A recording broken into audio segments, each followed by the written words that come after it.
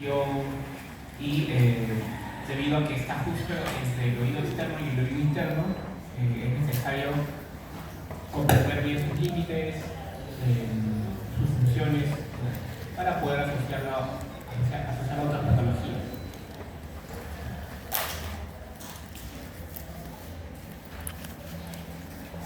Este es el esquema de contenido de lo que vamos a tocar hoy día. Vemos que vamos a hablar un poco de anatomía, luego de la fisiología auditiva, que es un tema bastante interesante.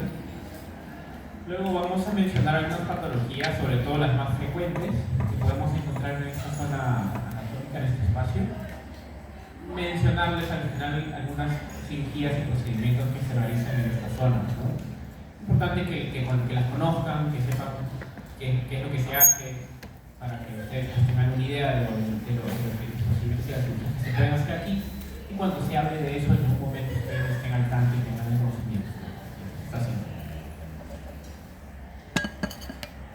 Vamos a empezar hablando de la anatomía. Esto es más un recordar. La anatomía del oído medio es de las más complejas en cuanto a las más partes del oído. Tiene muchas zonas, muchas subdivisiones. Vamos a tratar de hablar de una anatomía no quirúrgica, ¿no?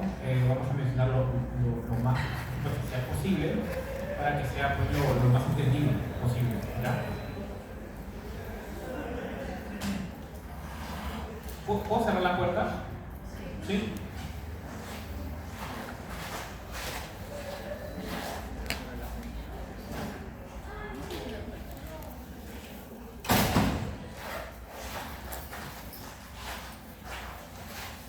Bueno,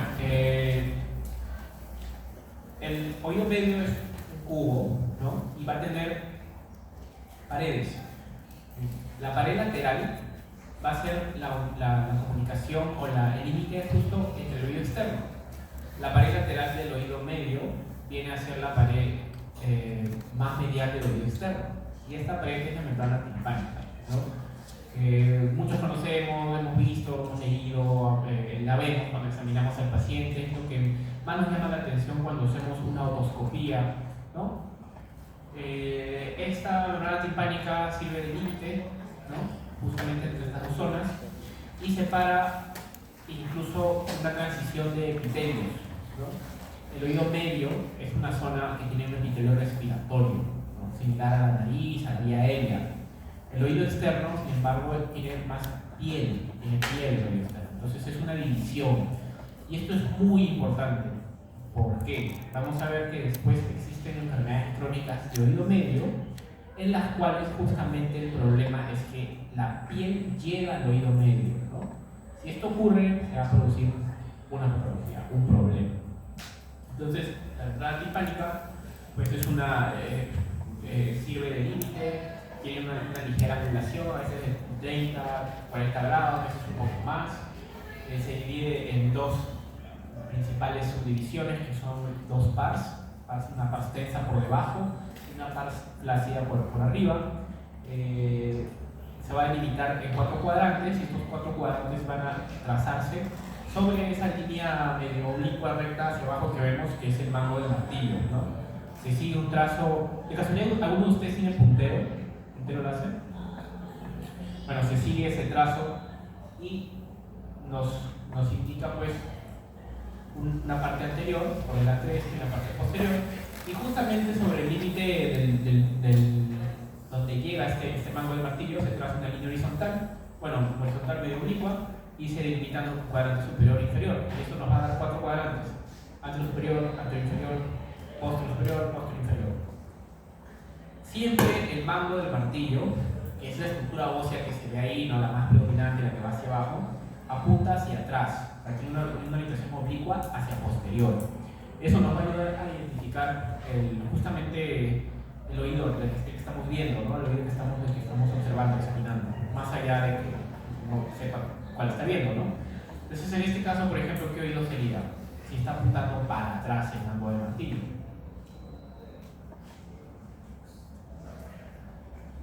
¿No? Este es el mango. Aquí se traza la línea medio horizontal, de acá para acá es inferior, de acá para acá es superior.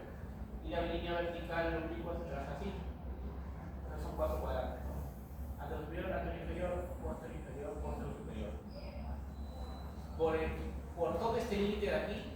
pars tensa, hasta donde llega el martillo. En esta parte hay tres componentes de la membrana. Una capa externa, una capa media y una capa interna mucosa. En la parte superior, ¿no?, de aquí para arriba, está la pars flácida, y esta solo tiene dos capas, una externa y una interna, no tiene intermedio. Vamos a ver que después eso tiene importancia en las enfermedades. De este martillo sale un repliegue, un ligamento, que es el ligamento malular posterior, y de aquí para adelante el ligamento malular anterior. Esos ligamentos se unen a un anillo de hueso, que es el anillo timpanal, y forman este reborde, este engrosamiento que se llama annulus, ¿ya? Es importante para darle un punto de anclaje al tímpano en el hueso. Entonces, el annulus se forma a partir del repliegue de dos ligamentos que vienen del martillo, ¿ya? Bien. Entonces este sería un oído, ¿alguien se anima? Derecho, ¿no? Porque está apuntando hacia atrás. Si fuese un oído izquierdo, sería al revés, apuntaría hacia el otro lado. Muy bien. Otro punto importante de reparo para orientarse a qué oído es, y es algo que siempre debemos observar cuando hacemos una otoscopía, es ese cono de luz que se ve en el cuadrante anterior inferior, ¿no? Ese es el cono luminoso, ¿no? Nos habla de que el tímpano no está opaco y puede reflejar bien la luz del instrumento que uno esté usando para examinar. Puede ser un otoscopio, un videotoscopio, una óptica, pero todo tiene luz. Entonces, justo en ese cuadrante se refleja y se ve de esa forma. Cono de luz presente indica que un tímpano no está opaco, ¿no? Puede reflejar la luz. Es algo que deben describir en su examen físico, ¿no? Tímpano, membrana timpánica íntegra, cono luminoso presente. Otras cosas que se deben observar son la vascularización, ¿no? En este caso es una vascularización normal, ¿no?, conservada, no estigmatizada. Cuando ustedes hagan una evaluación dinámica de la membrana timpánica, se le pide al paciente que haga valsalva, o si tienen un otoscopio neumático, se ejerce presión de aire sobre el tímpano y se ve si se mueve, ¿no?, para ver si es un tímpano móvil.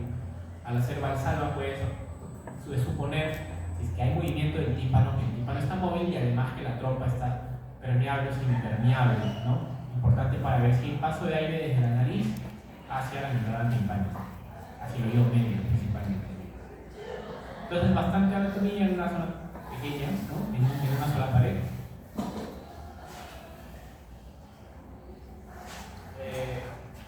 Ahí está lo que les decía, pero de forma esquemática, ¿no?, básicamente para lo tengan ahí, lo pueden revisar. Los ligamentos, el mango del martillo, el cono luminoso, la pars tensa y la pars flácida.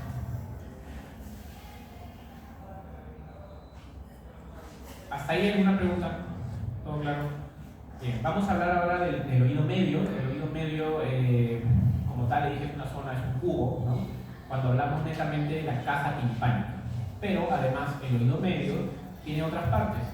Tiene los anexos mastoideos, que es la parte que se encuentra inmediatamente posterior a la caja timpánica, que va a comprender el altus adantrum, que es la entrada del oído medio a la mastoides, y la mastoides propiamente dicha, ¿no?, que es una parte del hueso temporal, en la cual uno va a encontrar un hueso neumatizado, unas setillas llenas de aire, ¿no?, que van a tener una función y van a ser importantes también cuando uno tenga un abordaje quirúrgico sobre esta zona.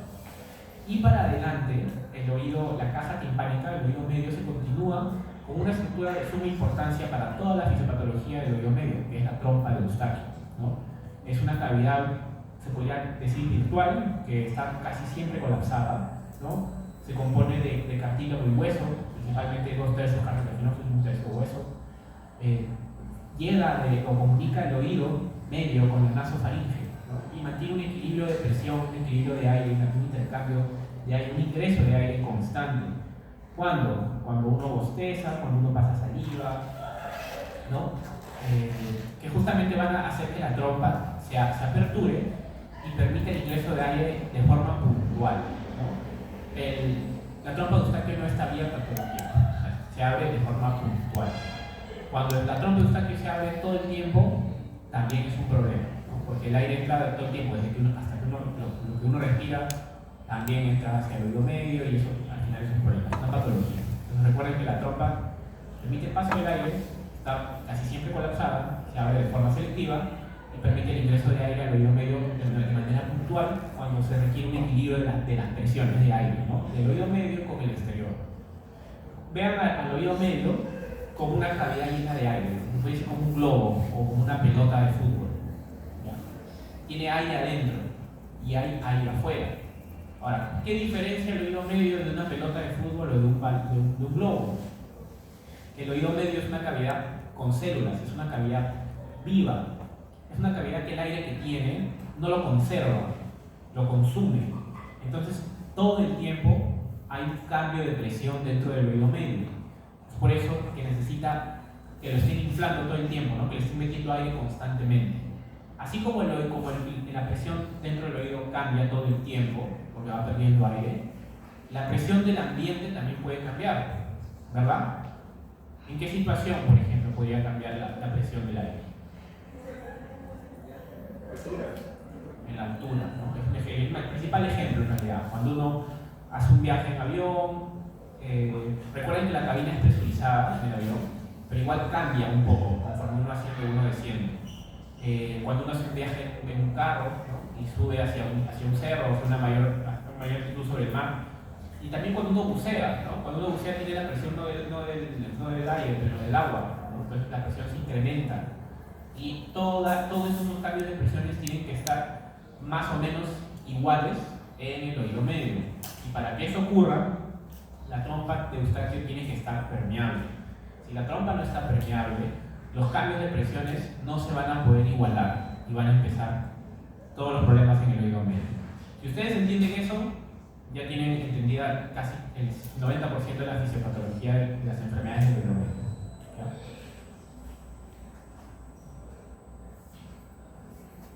Vamos a hablar de la caja timpánica, que es el componente anatómico principal. Como les dije, hay 6 paredes, es un cubo virtualmente hablando. Vemos ahí que esto es un esquema también. Tenemos al oído medio sin el tímpano y se ve esquemáticamente por dentro, ¿no? Vemos una pared inferior que se relaciona con la yugular, con algunos principalmente, ¿no? Es la zona hipotimpánica, con algunos nervios. Luego vemos en la parte anterior que está justamente como les comentaba la trompa de Eustaquio, que es la estructura más importante, pero vemos que también hay muchas estructuras, no solo con importancia funcional para el oído, sino de importancia vital, ¿no? Delante del oído medio, justamente es muy cercano a la trompa, está la arteria carótida interna, ¿no? Entonces es una estructura vital, ¿no? Si hay una lesión ahí, pues, puede haber un compromiso importante de la problema. Por debajo, hacia abajo, el tímpano está la vena angular interna, o sea, otra estructura muy importante, ¿no? En cuanto al retorno venoso hacia el corazón. Vemos que hacia la parte medial hay un relieve grande que es el promontorio, es la primera vuelta de la cóclea, ¿no? La cóclea ya es la otra parte del oído, es el oído interno. Entonces, este oído interno es un relieve en el oído medio, da una vuelta y es un relieve que se llama promontorio. Este promontorio está rodeado de orificios, ¿no? Dos orificios principalmente que tiene el oído interno, que son la ventana oval, cubierta por el estribo, y la ventana redonda, que está cubierta por una membrana, nada más. Todo esto va a ser importante para que entendamos la fisiología auditiva. Ahorita solo lo estoy mencionando. Mire, en la parte medial y posterior también hace relieve una estructura del sistema nervioso central, un par craneal, que es el nervio facial, ¿no? El nervio facial que explicaría por qué en procesos infecciosos agudos y crónicos del oído medio puede haber compromiso o parálisis facial, ¿no? Y compromiso de todas sus ramas, ¿no? El nervio facial da ramas gustativas, ¿no? Da una rama que se acuerda del tímpano, que se va a unir con el nervio lingual para la inervación sensitiva específica de la lengua, de los nervios anteriores de la lengua, o sea, la inervación del gusto en un lado, ¿no? Para los nervios anteriores, un solo lado. También tiene fibras que van a ir hacia el nervio petroso, que va a formar parte del piso simpático, que va a llegar hacia la producción de las lágrimas y de moco, ¿no? En cuanto a la regulación de esto, o sea, también tiene relevancia en cuanto a la producción de lágrimas y de moco a nivel nasal, por medio de su rama venosa superficial. También da ramas el facial para el músculo que regula el reflejo estatoidal, que es un reflejo que se produce cuando hay un ruido, ¿no? Sale también esta rama del nervio facial y provoca una contracción del estribo, que va a disminuir la conducción del sonido. Bien. Vemos entonces ahí las paredes del cubo, ¿no? Cada una con una importancia neurovascular y que nos habla de que el oído medio pues, es una estructura que está rodeada de cosas muy importantes, ¿no? Y dentro del oído medio también hay cosas muy importantes.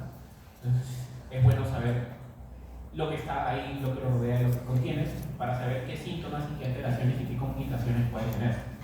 En la pared superior, pues no describe nada. Tenemos a la base del cráneo, o sea, la pared superior del tímpano, de la caja timpánica, es la base del cráneo, o sea, está limitada con la fosa craneal media, es decir, están conectados. Si hay por ejemplo, una infección importante en el oído medio, se puede llegar a producir un absceso cerebral, ¿no? Si es que esta pared se rompe por la infección. Por eso es que antiguamente las personas que tenían una otitis media aguda podían morir, ¿no? No había antibióticos, era una infección bacteriana en algunos casos, no había antibióticos, de repente no se llegaba a drenar la secreción, la pus, y se abría hacia arriba y hacían un absceso cerebral que generalmente es mortal sin tratamiento.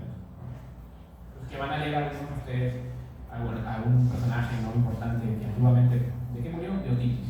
No sé si piensa ahora, es raro, ¿no?, que se complique, pero antiguamente sin antibióticos era algo común.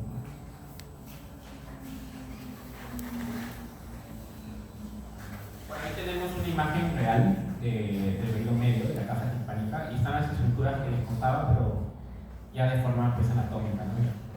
Vemos ahí el martillo, ¿no? Se lo voy a señalar. ¿Este es un oído derecho o un oído izquierdo? Izquierdo. Claro, ¿no? Porque el martillo la apunta hacia el otro lado. Entonces ahí más o menos ustedes van. Acá no tiene un cono luminoso porque no hay tímpano. Entonces hay que ver solo el martillo. Y si no tuviese martillo hay que ver otras estructuras como la eminencia piramidal, que se las muestro, y el nervio facial, ¿ya?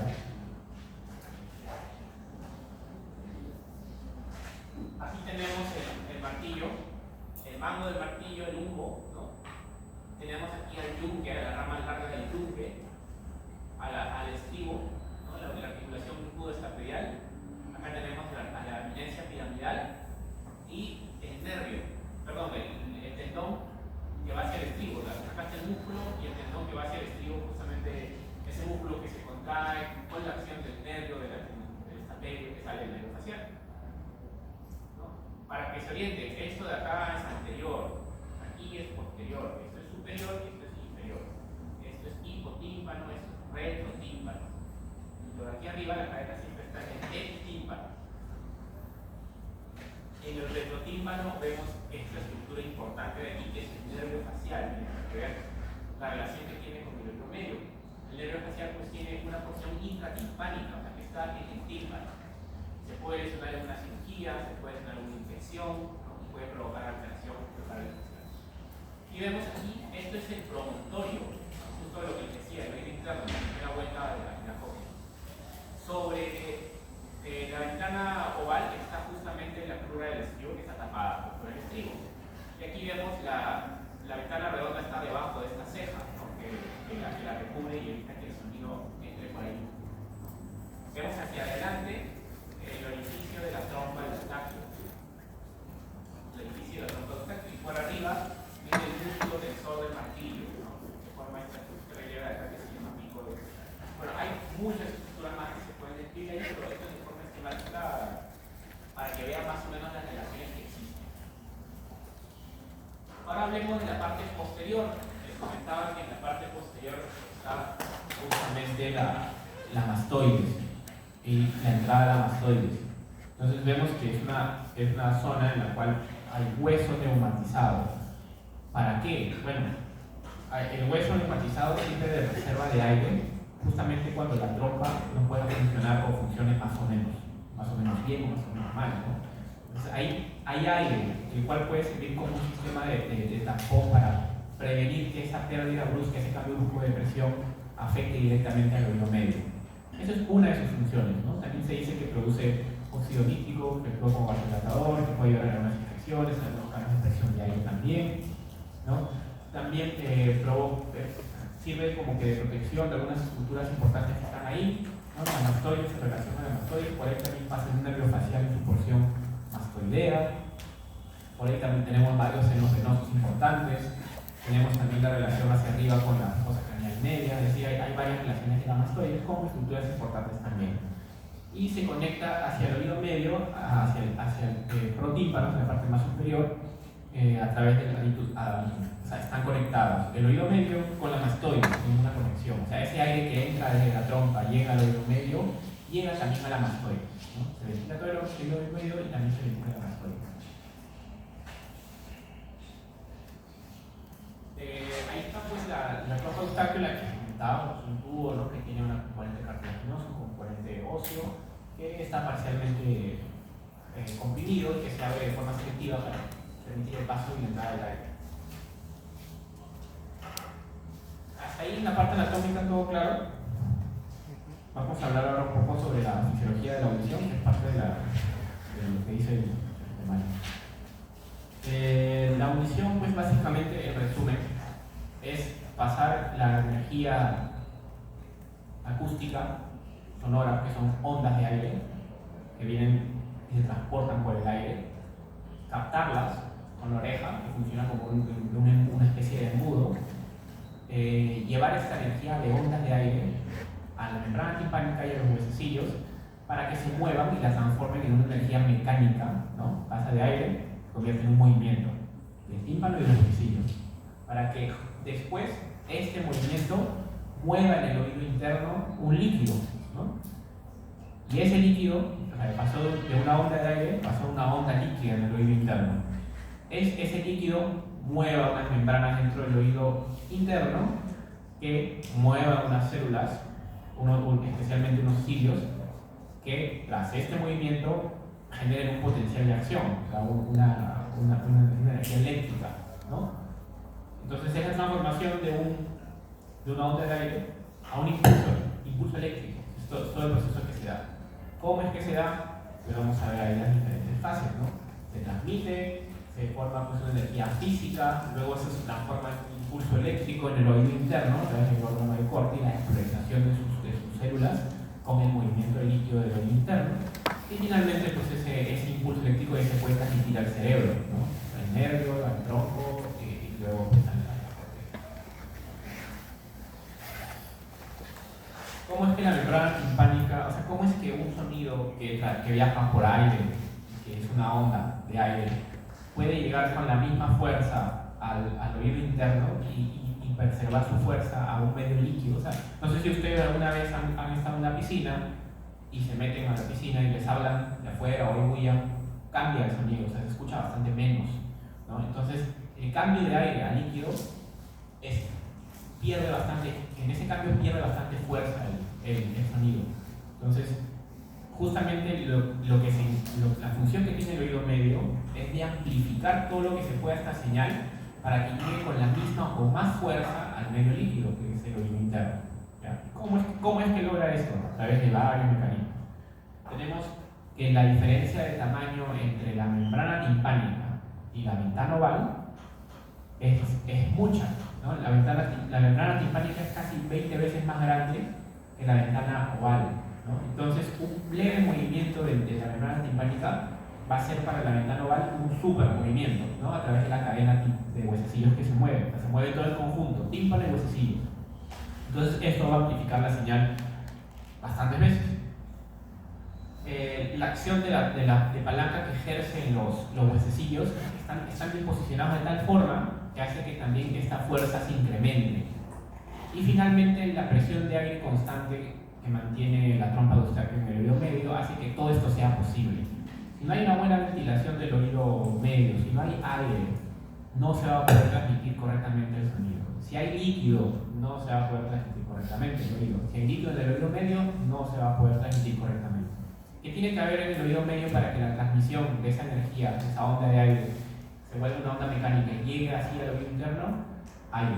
Si no hay aire, no se va de forma adecuada, ¿no? Esos huesecillos no se van a mover bien como deberían. Es por eso incluso el mecanismo de palanca que existe entre los huesecillos, entre el martillo, el lujo y el estribo, no se ha podido hasta ahora igualar en una cirugía.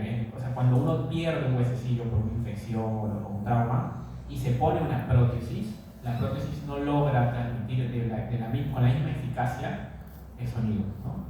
La disposición anatómica que tiene exactamente, los ángulos están perfectamente diseñados para que esto ocurra. Si bien mejora, no llega a ser igual.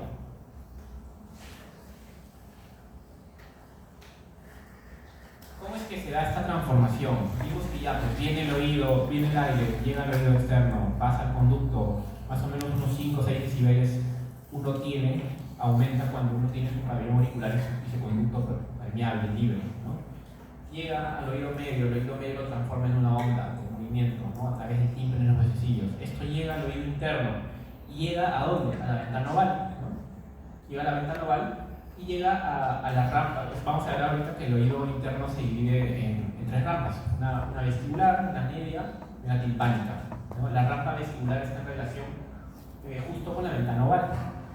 Entonces la ventana oval con el estribo se mueve a la fuerza que ha llegado pues, de aire a este tímpano y generan una onda de líquido que viaja a través de toda la rampa vestibular, da las vueltas que tiene pues, la cóclea, llega hasta la parte más superior que es el helicotrema y luego se cambia de rampa, pasa a la rampa timpánica que es la inferior y da la vuelta otra vez hacia abajo, ¿no?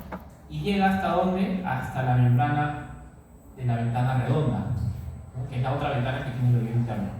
Rebota en esa ventana redonda y vuelve a hacer el recorrido otra vez. Y así, pues va rebotando, llega, sube, baja, rebota, llega, sube, baja y rebota. Es decir, que el oído entra por una ventana, en la ventana oval, y rebota en la membrana de la otra ventana que está más abajo, que es la ventana redonda. Y así le va dando varias vueltas a la cóclea. ¿Se entendió eso de ahí? Entra por una ventana, da la vuelta, rebota, otra vez y dando vueltas y así, hasta que la energía del sonido se pierda. Ahí vemos que importante en la rampa media está esa estructura ahí que es el órgano de Corti, ¿no?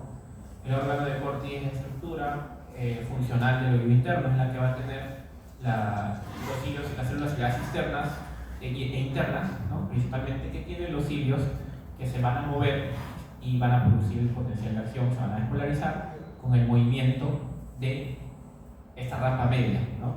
Y de su membrana que la divide, que es la membrana basilar.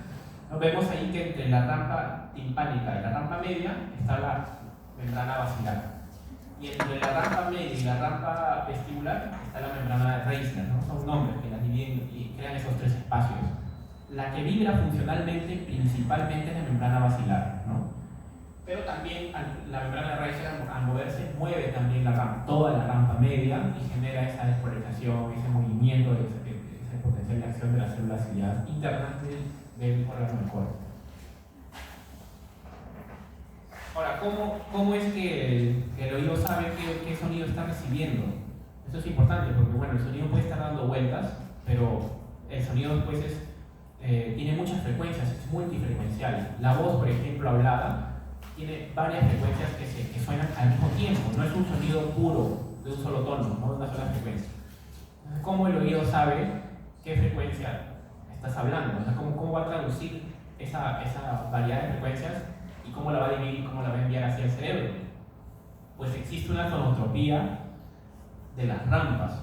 O sea, cada zona del oído interno, de la rampa media, vibra a una frecuencia determinada. Entonces el sonido va a viajar por toda el oído interno, por las 2 rampas, rebotando, dando vueltas, pero de acuerdo a la frecuencia que tiene, se va a quedar en la zona que le corresponde y va a hacer vibrar esa frecuencia específicamente.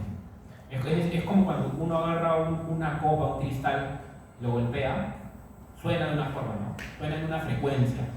Lo mismo ocurre en el oído interno. Cada zona vibra con una diferente frecuencia. Esto hace que la onda de sonido que viaja por todo el oído interno haga vibrar una zona diferente del oído interno, ¿no? Y esto a su vez está subdividido en células y ideas internas que van a transmitir ya, por la forma en la que está ordenado todo, ese mismo impulso a diferentes lugares ya del nervio, y así también va a llegar hasta el tronco. O sea, ya todo está ordenado por frecuencias, ¿ya? Las frecuencias más agudas están más cerca al estribo, más cerca a la ventana oval, y las frecuencias más graves van a estar más lejos, casi en la punta del oído interno, de la cóclea, en el helicotreno, o sea, bien alejadas, bien al fondo. Es por eso que las frecuencias graves necesitan más conducción del sonido, porque si no, no llegan, ¿no? Necesitan que tengas un oído medio bueno, que pueda transmitir el sonido. Es por eso que las perforaciones, los problemas de trompa y la mayoría de patologías que afectan la conducción suelen afectar con más facilidad las frecuencias graves. Y es por esta razón también de que las frecuencias agudas estén más cerca a la ventana oval, más cerca al estribo, que las frecuencias agudas sean las primeras en dañarse cuando hay trauma por ruido, ¿ya? Cuando hay trauma por ruido van a ver en las audiometrías, cuando estén viendo las audiometrías en sus ocasiones, que las frecuencias más agudas, principalmente 4000 y 8000, son las que empiezan a bajar cuando hay trauma acústico, ¿no? Porque están más cerca al ruido, a la fuente, a la energía, llegan con más fuerza y producen más daño, ¿ya?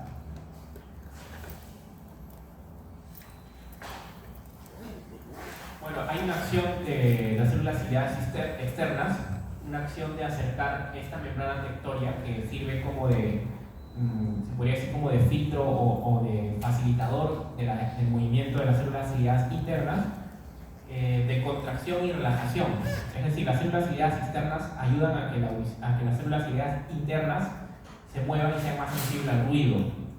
Y esta contracción de las células ciliadas externas es un mecanismo de control, se podría decir, aferente, ¿no? Hasta ahorita todo lo que estamos viendo es eferente, o sea, llega al oído interno, se interpreta y se lleva al cerebro. Existen también aferencias del cerebro hacia el oído interno, y una de ellas es esto, ¿no? El mecanismo que tienen las células ciliadas externas para poder contraerse o relajarse y facilitar o impedir que las células ciliadas internas se muevan y lleguen pues, mejor, produzcan una mejor transformación del sonido. Y esto, un ejemplo podría ser, por ejemplo, ¿no? Que uno cuando está preparado ya para recibir un sonido fuerte, como que achina los ojos, ¿no? Se encoge de hombros, y viene el sonido fuerte, pero como que ya no está molesto, ¿no? A diferencia de un sonido fuerte que viene de la nada, para el cual uno no está preparado. O sea, existe un mecanismo de regulación, ¿no? De qué tanto uno puede estar escuchando o no.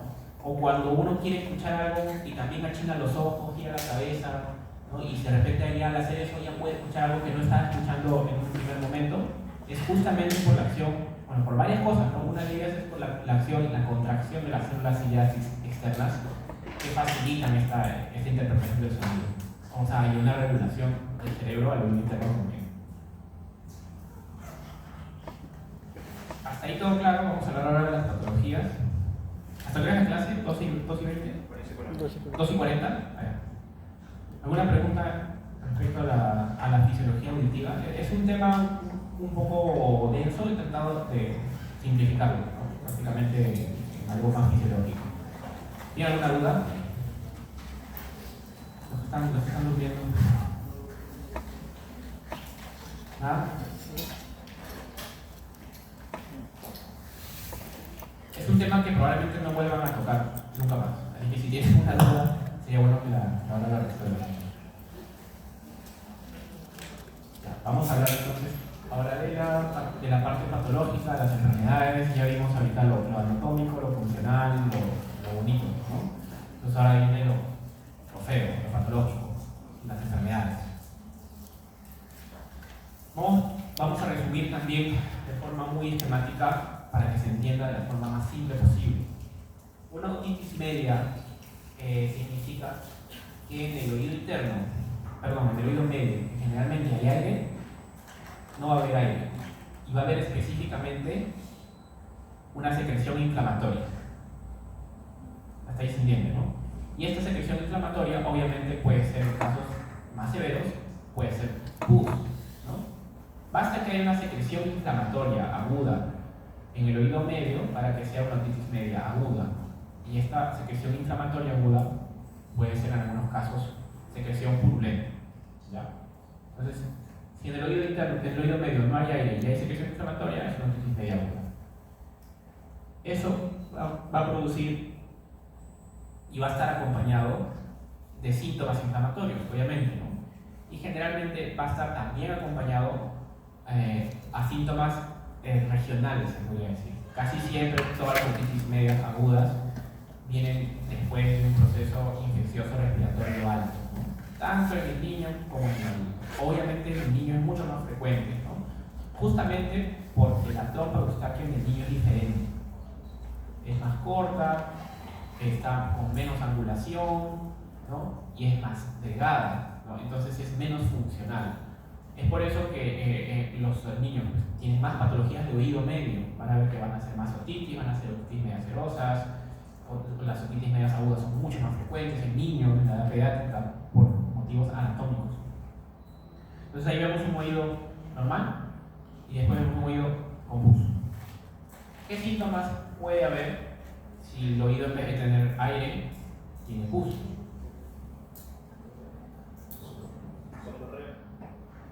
Claro, otorrea cuando ya se llega a perforar la membrana, ¿no?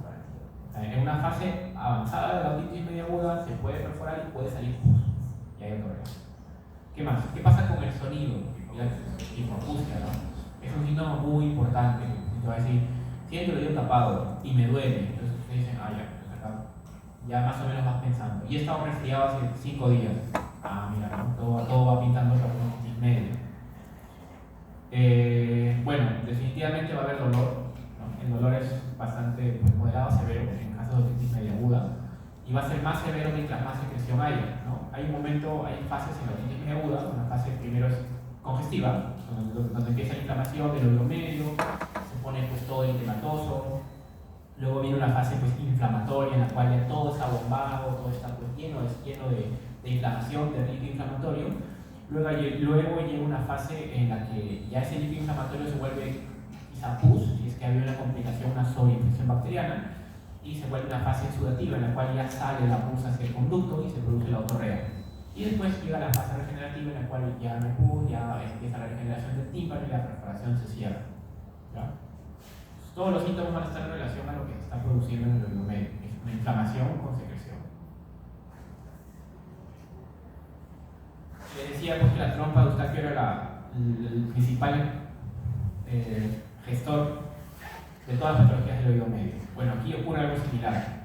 Empieza un proceso inflamatorio respiratorio alto, hay edema de la rinofaringe y moco en la rinofaringe, se obstruye parcialmente la trompa de Eustaquio porque está edematizada su entrada y provoca que no entre tanto aire en el oído medio. Cuando hay una diferencia del aire que está en el oído medio con la diferencia del exterior, es decir, hay más aire afuera que en el oído medio y el oído medio no puede tener una entrada normal de aire, se genera una diferencia de presiones, ¿no? Recuerden por difusión que siempre los líquidos, los gases van de más a menos. Entonces, en el oído medio que está entrando poco aire, se va a generar un vacío, o sea, va a querer succionar aire como sea, ¿no? Entonces, si la trompa está que le mete aire con las justas, va a aumentar, se puede decir, como su succión, ¿no? Y por ahí, que está justo rodeado de moco purulento, moco, pues, ¿no? del proceso inflamatorio respiratorio alto, va a meter parte de esos microorganismos por succión hacia el oído medio. Y esto va a hacer que el oído medio se infecte, ¿no? El oído medio suele ser una cavidad sin bacterias, estéril, sin bacterias y sin virus. Si estos llegan a través de la trompa, producen una infección, ¿ya? Recuerden, si no entra buen aire al oído medio porque está inflamada la trompa, se va a generar un vacío. Ese vacío genera una succión y esa succión puede introducir los microorganismos que están en la rinofaringe hacia el oído medio. Esa es una de las formas, ¿no? Esto ya lo vimos, los síntomas. Obviamente el paciente puede tener fiebre también, ¿no? Fiebre, dolor de cabeza, síntomas sistémicos, puede haber otorrea cuando ya pues, en la fase exudativa. Ahí es importante que ustedes sepan ver ya cuando un tímpano es normal, ya lo vimos, ¿no? Y miren este tímpano tímpano, por ejemplo, esta membrana timpánica y este oído medio. ¿Ahí ven cono luminoso? No, es un tímpano opaco. Se ve la vascularización, ¿se acuerdan que les mencioné? Bastante incrementada en comparación con un tímpano normal. Hay mucha más vascularización. ¿Por qué? Porque hay inflamación, ¿no? Se ven partes de la membrana timpánica con eritema, o sea, está roja, ¿no? En algunos casos, cuando la fase no sea todavía purulenta, sudativa, se va a ver la membrana abombada. Eso es un signo que es bastante descrito, ¿no? Se ve el tímpano, pero como si estuviese queriendo salir hacia afuera, o sea, hinchado y hacia afuera. Es un tímpano abombado. Es un signo clásico de una otitis media, abombado y rojo hacia afuera. Después de eso, viene lo que ven ahí, se llena de pus, ¿no? Si no se trata, si sigue el proceso infeccioso y ya se vuelve bacteriano o se contamina con una bacteria, se llena de pus. Ahí ven pus, ven un nivel de pus, ¿no? De aire y pus en el tímpano. Y en el otro lado ven la imagen de un tímpano abombado también. Ya después, bueno, se llena de pus, se hace una perforación y sale la pus hacia afuera. Puede haber otorragia también, ¿no? Cuando se perfora el tímpano por la pus, puede sangrar, ¿no? Y eso es lo que casi siempre el paciente con otitis, que no busca atención en un primer momento, se toma algo para el dolor, ¿no? Puede asustar, ¿no? Ve que sale pus y sale sangre, ahí no, ahora sí ya tengo que ir al médico, ¿no? O sea, ya fue suficiente. Entonces, lo que más asusta siempre es la otorragia, ¿no? Si el paciente venga sangrado por ello, de todas maneras va a estar en su consultorio, sí o sí. Si ustedes al examinar, tienen que ver si la sangre viene del conducto, que es lo más frecuente cuando es otro problema, ¿no? Se han lesionado con el hisopo, se han metido la uña, o si la sangre está viniendo de un proceso infeccioso en el oído medio, ¿no? ¿Cómo van a saber eso? Con la historia clínica y con un buen examen, una buena otoscopía. Entonces, para esto, si ustedes están viendo que les estoy mostrando imágenes de otoscopía, entonces ustedes tienen que aprender a hacer buenas otoscopías, porque si no, no van a poder ver eso. Y si no ven eso, no pueden hacer diagnóstico. Entonces, es necesario que sepan hacer una otoscopía. Hay pacientes que tienen un conducto grande, que la otoscopía es fácil de hacer, y otros en las cuales es mucho más difícil, ¿no? Y si hablamos de niños, peor, porque encima se mueven, ¿no? Te empujan, tienes poquísimo tiempo para poder ver estos signos. Ahí vemos una perforación, ¿no? Y vemos todo húmedo, con bastante secreción, había una secreción reciente, ¿no? La etiología, bueno, en realidad la etiología casi siempre es viral en un principio. Es más, hay varias otitis medias que ustedes van a ver posteriores a una rinofaringitis. La típica es, sobre todo en niños, doctora, traigo a mi hijo porque está con dolor de oído. Y uno le pregunta, ¿no? ¿Ha estado resfriado? Sí, ya está con moco, con dolor de garganta, 2, 3 días, y ahora le duele el oído. Entonces, ya, probablemente no. Media, ¿no? Vamos a examinar. Examinas y ves el tímpano rojo, está rojo. O sea, ya algo de la inflamación ha llegado al oído, a la membrana timpánica. O sea, ves un eritema en la membrana timpánica.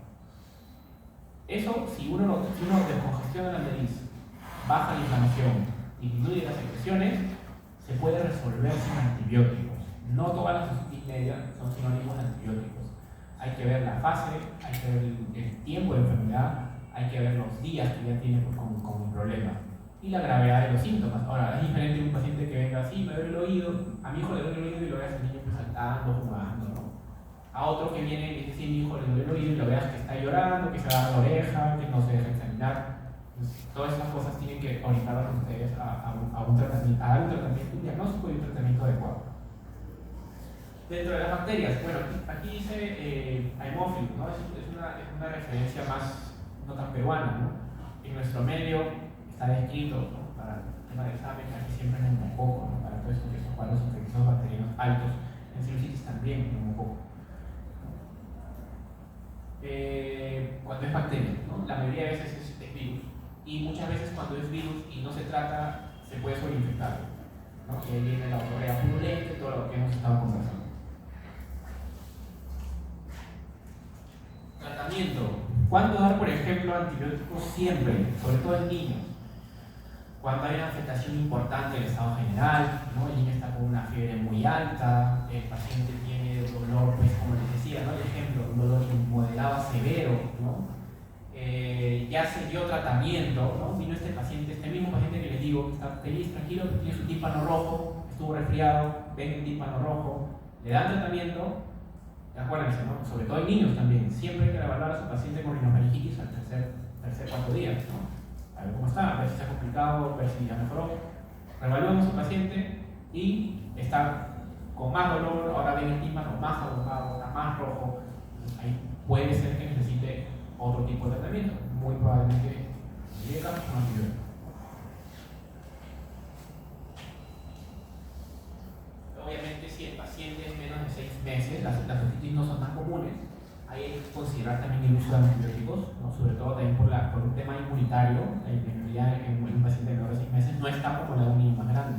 Entonces, puede tener cierta predisposición a hacer una infección más grave, ¿no? Desde un inicio. Si la otitis media también es bilateral, es recomendable también iniciar antibióticos. Obviamente también, ¿no? Si el paciente pues tiene inmunosupresión y lo ven como un paciente, digamos, un adulto que está recibiendo quimioterapia, ¿no? Y está inmunosuprimido, y ven que está haciendo una otitis media aguda, no sería imprudente iniciar un antibiótico, ¿no? Como profilaxis a que eso muy probablemente se sobreinfecte y pueda ser una infección bacteriana. En estos pacientes puede ser severa, ¿no? Severa, se puede complicar muy fácilmente. Pacientes que tienen anomalías craneofaciales también, ¿no? Sobre todo los pacientes que tienen paladar hendido, por ejemplo, submucoso o el paladar hendido normal, común, tienen alteraciones muy importantes en la trompa de Eustaquio, en su movimiento, en su apertura. Entonces estos pacientes casi siempre tienen el oído medio colonizado y hacen otitis bacterianas. En las otitis medias recurrentes, ¿no? Que se definen como 4 o más episodios de otitis medias agudas en menos de 6 meses o 3 en un año.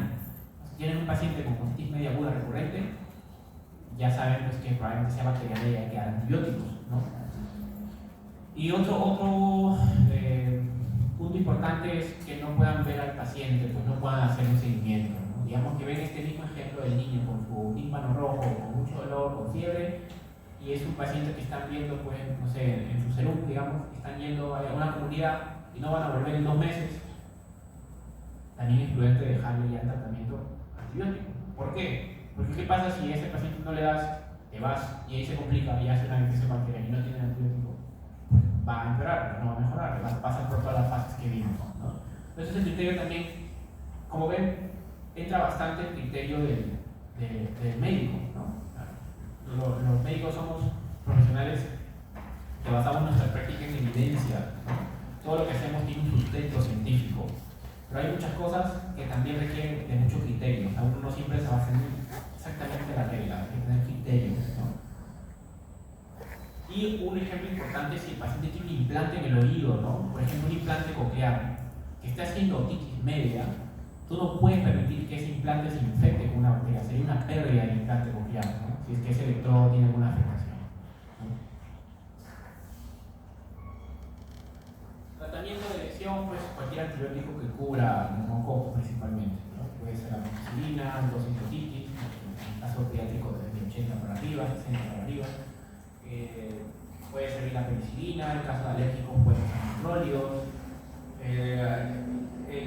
¿Cuántos días? Pues entre 5 a 10 días va a depender bastante de la evolución del paciente. Igual hay que controlarlos y ver cómo van los síntomas, cómo va la fiebre, el dolor, la correa.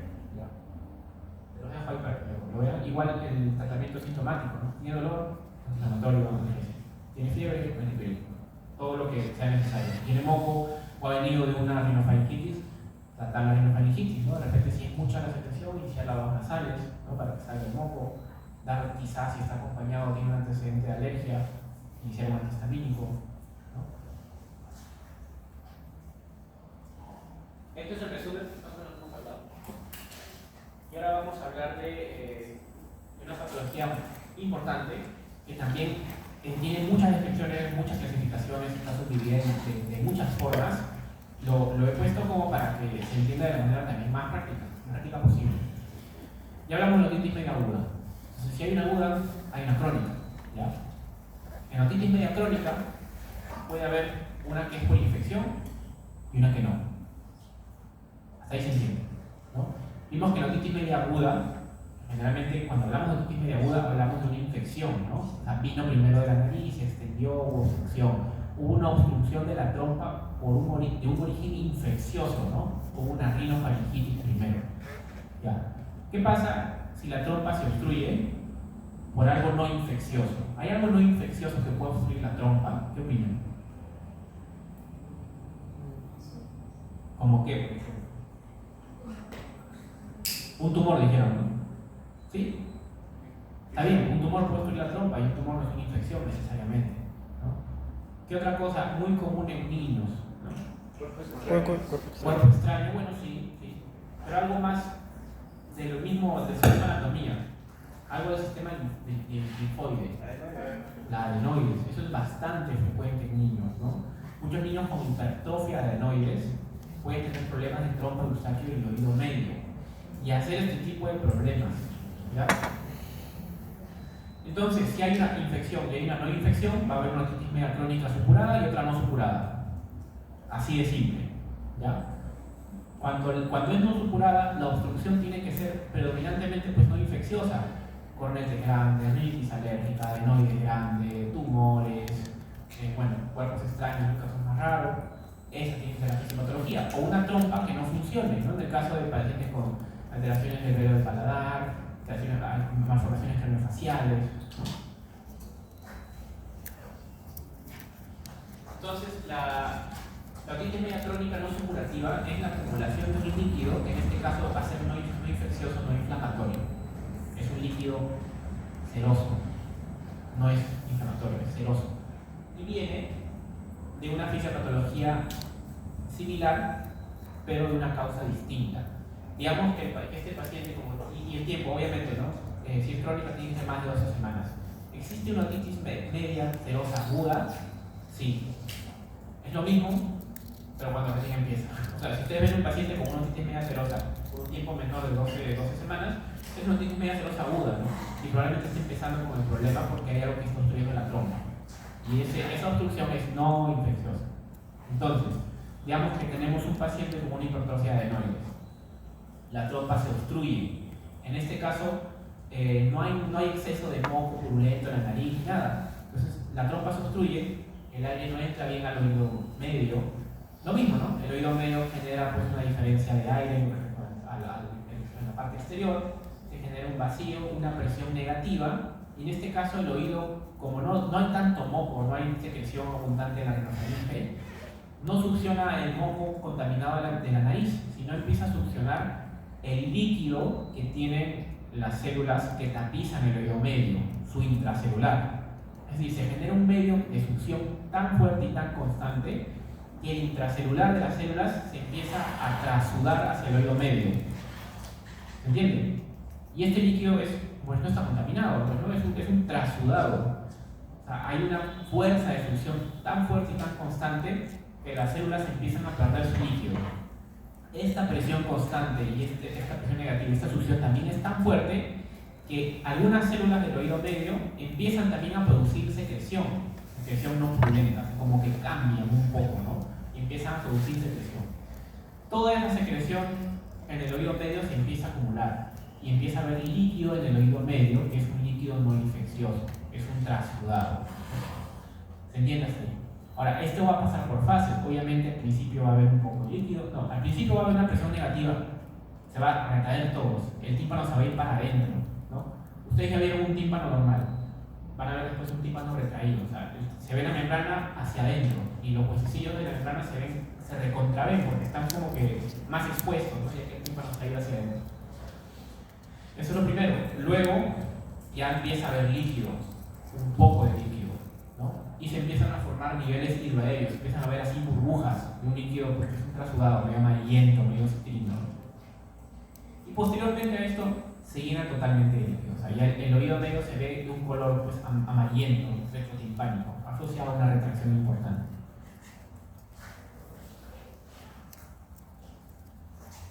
Ahí está más o menos las fases. Ustedes lo van a poder ver mejor en las diapositivas que tienen, creo, ¿no? PDF, video. Bueno, si no se los comparto.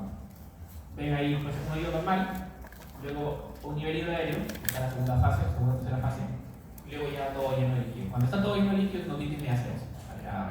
Y si es crónica, tiene más de 12 semanas. Si ustedes ven eso, El paciente, ¿qué síntomas va a tener si tiene líquido?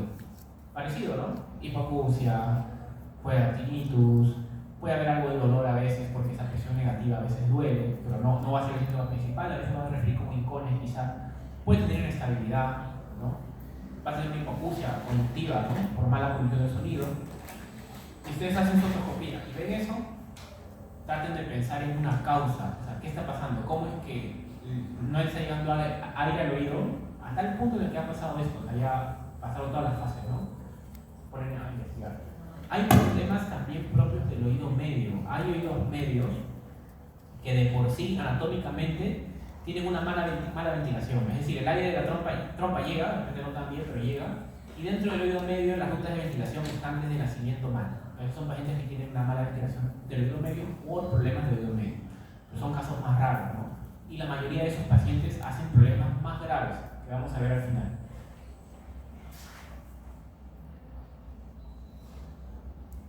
Cuadro clínico, lo que acabamos de hablar. ¿Alguien sabe qué es plenitud aural?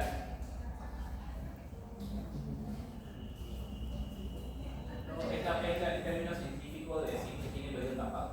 Cuando el paciente te dice tengo el oído tapado, plenitud aural. Lo tiene que estudiar en la historia. ¿Cómo se hace el diagnóstico?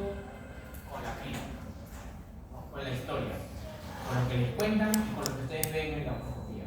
¿Cómo se confirma el diagnóstico? Ayuda mucho este examen de aquí, que es una timpanometría. La timpanometría ayuda a ver varios valores, pero de los que importan más son la presión dentro del oído. ¿Se acuerdan que estamos hablando un montón de presión? ¿Cómo tendría que estar la presión dentro del oído para confirmar que hay un problema en la trompa y que no hay buena ventilación? ¿Positiva o negativa? Negativa. Pues si está negativa y está bien negativa, habla de que no entra aire al oído medio, está generando un vacío en el oído medio y está generando una presión negativa. Y el compliance es el movimiento del tímpano y la cadena, o sea, cómo se están moviendo. Un compliance normal es un tímpano que se mueve, un compliance bajo es un tímpano que no se puede mover. Cuando el oído se llena de líquido, el tímpano y los huesecillos no se pueden mover, ¿no? Porque están en un medio que no es aire. Al principio les mencioné, el oído medio, los huesecillos y el tímpano necesitan aire. Si no hay aire, no hay movimiento de la cadena. Si no hay movimiento, hay hipoacusia conductiva, ¿no? En este caso, pues, cuando hay una presión baja y un compliance bajo, en la timpanometría vamos a tener una curva P, ¿no? Cuando la presión es negativa y el compliance es normal, una fase inicial de un problema de trompa y eso, se va a formar una curva C, ¿no? Y una curva que tiene un compliance normal y una presión normal es una curva A. ¿Cuál es el tratamiento? El tratamiento siempre es pues, tratar la causa, ¿no? Están viendo que casi siempre es secundario a algo, ¿no? Entonces buscas qué es y lo tratas. Si el paciente tiene una hipertrofia de adenoides, sácale la adenoides. Si el paciente tiene un tumor, opérale el tumor. Si el paciente tiene una rinitis alérgica o una sinusitis, trata la sinusitis, trata la rinitis alérgica. Primero eso. Si con eso se soluciona, bacán. Hay casos en los que no se soluciona, a pesar de que haya tratamiento. ¿Por qué? Porque de repente ese líquido ya se fibrosó, o de repente la trompa por el líquido mismo no puede ventilar muy bien. En estos casos hay que poner eso que ven ahí, que es un tubo de ventilación. ¿Han leído algo sobre eso? Son unas estructuras pues, que se ponen en el tímpano para mantener una ventilación constante del oído medio. Es decir, si tú pones eso ahí, el oído medio ya no solo depende de la trompa, ya tiene una ventilación por fuera, o sea, por el tubo. Y entra aire desde afuera, entonces la presión siempre está bien porque siempre está ventilando. Es un tubo que antes de eso obviamente aspiras el líquido, pones el tubo y dura entre 6 meses, más o bien, hasta 2 años más o menos, ¿no? Y de allí en la misma cicatrización de la membrana timpánica lo cierra y lo termina por botar hacia afuera. Y uno en los controles lo ve, y ya se cayó, lo saca con la pinza. Obviamente cuando el paciente tiene ese tubo, no le puede entrar agua, no le puedes dar gotas que tengan autotóxicos, porque es como si tuviese una perforación, ¿no? Si entra agua al oído con ese tubo, va a ser una otitis media aguda, ¿no? Muy probablemente. Ya hablamos de la otitis media crónica no supurativa o no infecciosa, ¿verdad? Entonces ahora hablemos de la infecciosa. Entonces, la otitis media crónica supurada es una otitis media crónica, tiene más de 12 semanas, donde casi siempre, por no decir siempre, hay una perforación. Y esta perforación ha producido en algún momento otorrea. O la produjo hace 10 años y el tímpano sigue perforado, o la produce pues cada mes. Pero el síntoma principal es que el paciente tiene una perforación timpánica que no cerró en 3 meses. O sea, tú tienes un paciente con una perforación que ya está 3 meses ahí, otitis media crónica. Doctor, pero nunca supuró, no supura casi nunca. Otitis media crónica no activa. Y ahora sí supuró, ayer está supurando. Es una otitis media crónica reagudizada o una otitis media crónica activa, ¿no? Hasta ahí se entiende. ¿Para qué? Para que se pueda esquematizar, ¿no? Porque todas estas cosas uno lo tiene que tener en la cabeza para hacer sus diagnósticos. Entonces conviene esquematizarlo de esa forma para no olvidarse. Entonces ustedes ven un paciente, tiene una perforación. ¿Desde cuándo tienes eso? 3 meses, 4 meses. ¿Qué diagnóstico le pondríamos? Otitis media crónica supurativa. Pero no supura, que está no activa, no está activa ahorita. ¿Cómo se lo hizo? Fue una otitis media aguda que evolucionó, salió la pus todo y nunca cerró. Es una de las causas más comunes. Pacientes que tienen adultos con otitis media aguda, que tienen problemas de trompa Eustaquio, a veces la perforación es grande y a veces no cierra porque no tiene buena ventilación, ¿no? Pasan más de 3, 4, 5 meses, sigue la perforación ahí, ¿no? Otra causa muy frecuente es la traumática, ¿no? Puede ser por balotrauma, puede ser por trauma directo, hisopos, accidentes, etc. Incluso es bastante frecuente también los golpes con la palma, ¿no? Presión de aire. Cuando uno hace esto, mete aire a la fuerza al oído de forma muy rápida. He visto pacientes que han tenido este tipo de lesiones jugando fútbol, practicando algún otro deporte, los cuales por accidentes, ¿no? O agresiones también, ¿no? Y se perfora. Y a veces esas perforaciones, si el paciente no tiene los cuidados, si le entra agua, lo mantiene húmedo todo el tiempo, pasan los 3 meses y no cierran, ¿no? Y los bordes se fibrosan. Ya no va a cerrar. Es muy difícil que cierre. Ahora, hay casos en los que sí puede cerrar, ¿no? Pero son la excepción. El cuadro clínico, obviamente, pues la pus cuando está activa, la hipoacusia, que en un principio es conductiva y luego puede ser neurosensorial, sobre todo en pacientes con otitis medias crónicas de años, ¿no? Hay pacientes que tienen otitis medias crónicas de años y las sobreinfecciones o activaciones son muy frecuentes.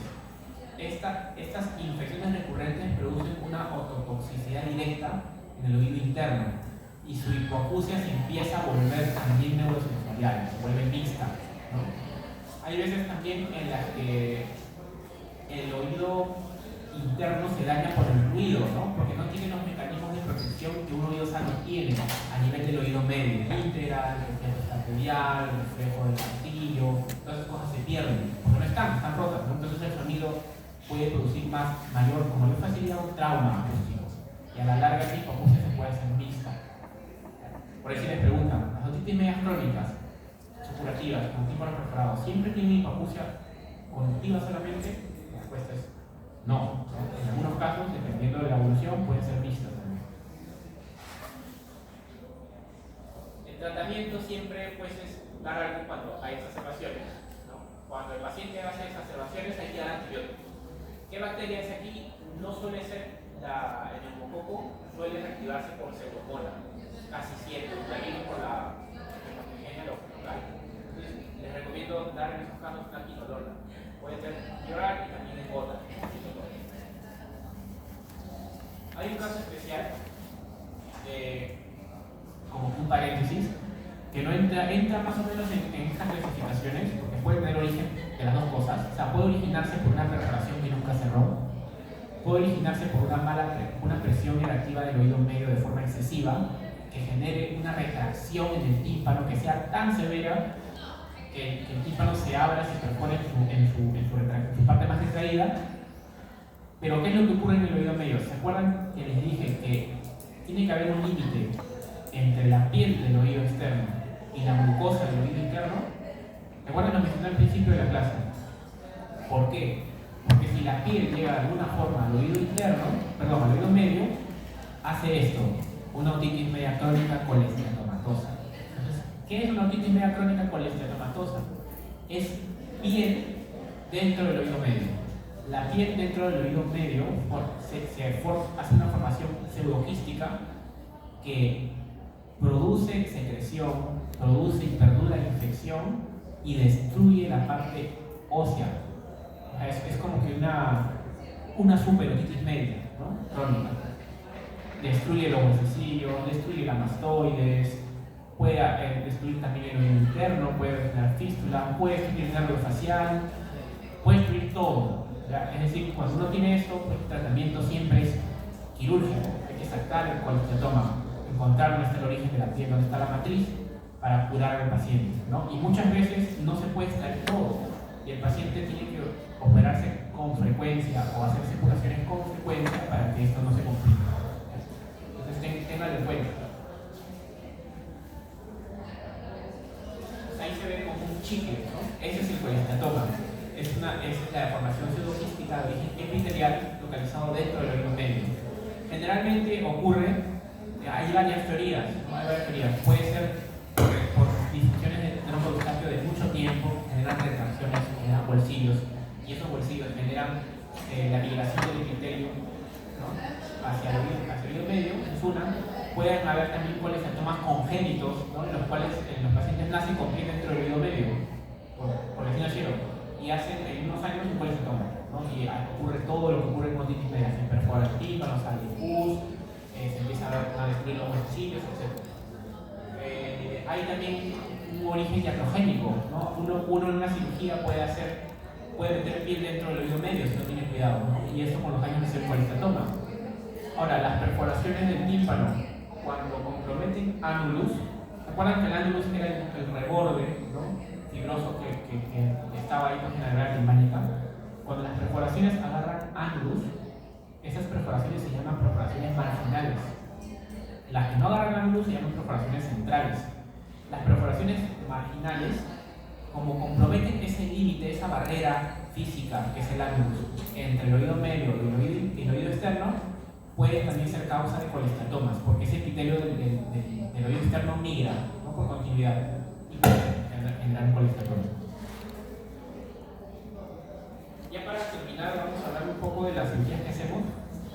Timpanoplastia es la reconstrucción del tímpano mediante un injerto que puede ser grasa, pericondrio, fascia, cartílago, etc., ¿no? Hay diferentes formas de abordarlo, diferentes lugares donde poner el injerto, por encima de la capa fibrosa, debajo de todo el tímpano, a través de la perforación se pueden arreglar los bordes y poner un cartílago, es decir, hay un montón de técnicas. Este video de una timpanoplastia endoscópica. Básicamente pues se realiza una incisión en la piel. Es un paciente que está echado, ¿no? Entonces esa sería la pared posterior, acostado desde el punto dorsal. Se revivan los bordes de la perforación.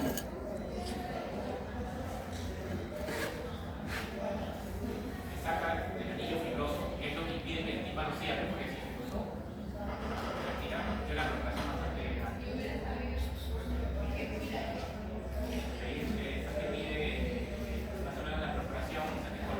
Que va a servir para el cierre. Luego realiza esa incisión en la piel del conducto, levanta la piel del conducto. Una vez que llega al ánulus, levanta el ánulus y ya está en el oído medio. Coloca eso puede ser una fascia, ¿no? Un músculo temporal.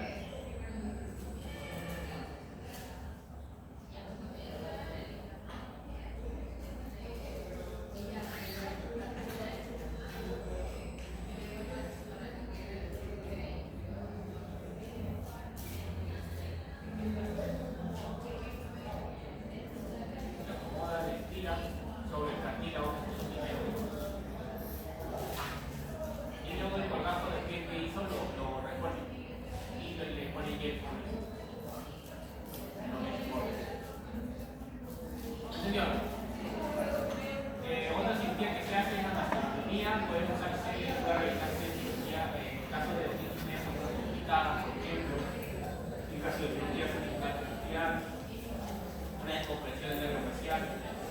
Puede ser simple, parcial, esto lo que no me dice formas de hacerlo. Básicamente es presar el hueso mastoideo. Y en caso de que sea necesario unir ese presado con el oído medio, ¿no? Cuando se conserva la pared posterior del conducto es una mastectomía simple, cuando uno la presa también y conecta el oído medio con el mastoide es una mastectomía radical. Por ejemplo, esa es una cirugía de aparentemente el colesterol, está lidiando con el colesterol. Muchas veces estos colesteromas se extienden a la mastoide también. La mastectomía es una cirugía que se hace para los pacientes que tienen colesterolosis, que es una enfermedad en la cual el estribo se pega a la canoval, no sé qué viene sonido, y lo que se hace en esa cirugía es reemplazar el estribo por una prótesis y así ya el movimiento realmente de la cadera. Es muy parecido, la hace por abajo igual. Se levanta por abajo, ahí está en el medio. Ahí se ve la articulación del cubo sacroiliac. Se separa, se saca la figura del estribo y queda la platina. Se hace un hueco en la platina. Ese es el yunque, ¿no? La rama larga del yunque, esta es la platina del estribo y se quedó pegada por su enfermedad. Esa platina está pegada con el robado. Y luego se colocó una cuerda. Ese nervio de ahí que ven ahí colgando en la cuerda del niño, la rama del trasero. Coloca esa prótesis, hace como de estribo, se pone la punta en la platina y ese anillo pasa de la rama y ya crea una nueva cadena. Luego se pone un poco de hielo y se rebate el colgado, la prueba que sea funcional. Y la presión de trompa bucal es un procedimiento que se hace pues, cuando en realidad ya has probado tubos, ya has dado tratamiento para la causa, y ya como que el paciente no tiene mejoría.